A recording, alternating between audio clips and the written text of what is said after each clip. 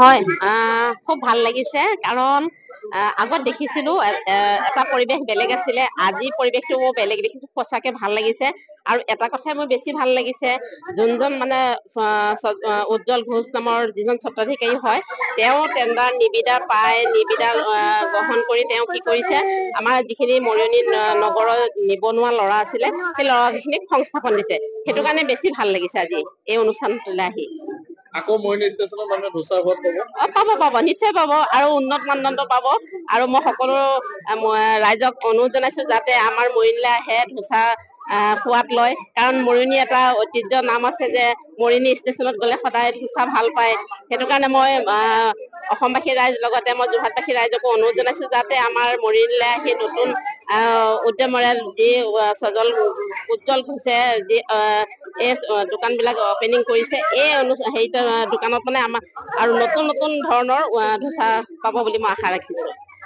হয়, প্ৰথমে আপোনালোকক মই নতুন বছৰৰ ইংৰাজী নৱবৰ্ষৰ শুভেচ্ছা জ্ঞাপন কৰিছো।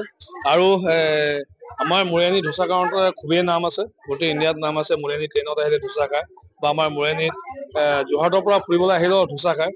তো ধোচা কাৰণেতো বন্ধ হোৱাৰ কাৰণে ৰাইজৰ অলপ অসুবিধা হৈছিলে, কিন্তু এতিয়া আমাৰ যুৱ ব্যৱসায়ী আমাৰ আছে, আমাৰ উজ্জ্বল ঘোষ আছে, তেওঁ এই নিবিদা পাইছে 3-4টা দোকানত, আৰু খুব ধুনীয়াকে আপোনালোকে দেখি পাইছে, খুব ধুনীয়াকে মানে আজি যিটো হ'ব লাগে তেনেকুৱা ষ্টাইলৰ দোকান খুলিছে। আৰু তেওঁ আমাক কথা দিছে যে ধোচা আগত যিটো আছে তাতকৈ উন্নত মানৰ হ'ব, আৰু ৰাইজে খুব ভাল পাব। মই ৰাইজক অনুৰোধ কৰিছো যে আজি আমি এই দোকানখিনি অপেনিং কৰিছো ৰাইজৰ কাৰণে, আৰু ৰাইজে যাতে ধোচা খাবলৈ আহে, আৰু ধোচা আগৰ পৰাও মৰিয়নি ষ্টেচনত তেতিয়া ভাল পাব।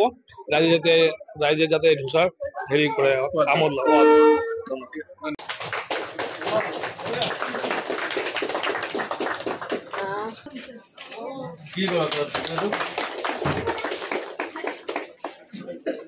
হয়, খুব ভাল লাগিছে কাৰণ আগত দেখিছিলো এটা পৰিৱেশ বেলেগ আছিলে, আজি পৰিৱেশটো মই বেলেগ দেখিছো, সঁচাকে ভাল লাগিছে। আৰু এটা কথাই মোৰ বেছি ভাল লাগিছে, যোনজন মানে উজ্জ্বল ঘোষ নামৰ যিজন স্বত্বাধিকাৰী হয়, তেওঁ টেণ্ডাৰ নিবিদা পাই নিবিদা গ্ৰহণ কৰি তেওঁ কি কৰিছে, আমাৰ যিখিনি মৰিয়নি নগৰৰ নিবনুৱা ল'ৰা আছিলে সেই ল'ৰাখিনিক সংস্থাপন দিছে। সেইটো কাৰণে বেছি ভাল লাগিছে আজি এই অনুষ্ঠানটোলৈ আহি।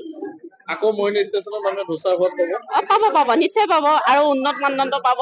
আৰু মই সকলো ৰাইজক অনুৰোধ জনাইছো যাতে আমাৰ মৰিয়নিলৈ আহে, ধোচা সোৱাদ লয়। কাৰণ মৰিয়নি এটা ঐতিহ্য নাম আছে যে মৰিয়নি ষ্টেচনত গ'লে সদায় ধোচা ভাল পায়। সেইটো কাৰণে মই অসমবাসী ৰাইজ লগতে মই যোৰহাটবাসী ৰাইজকো অনুৰোধ জনাইছো যাতে আমাৰ মৰিয়নিলৈ আহি নতুন উদ্যমৰে যি উজ্জ্বল ঘোষে যি এই দোকান বিলাক অপেনিং কৰিছে, এই হেৰিত দোকানত মানে আমাৰ আৰু নতুন নতুন ধৰণৰ ধোচা পাব বুলি মই আশা ৰাখিছো। হয়, প্ৰথমে আপোনালোকক মই নতুন বছৰৰ ইংৰাজী নৱবৰ্ষৰ শুভেচ্ছা জ্ঞাপন কৰিছো। আৰু আমাৰ মৰিয়নি ধোচা কাৰণতে খুবেই নাম আছে, গোটেই ইণ্ডিয়াত নাম আছে। মৰিয়নি ট্ৰেইনত আহিলে ধোচা খায়, বা আমাৰ মৰিয়নিত যোৰহাটৰ পৰা ফুৰিবলৈ আহিলেও ধোচা খায়।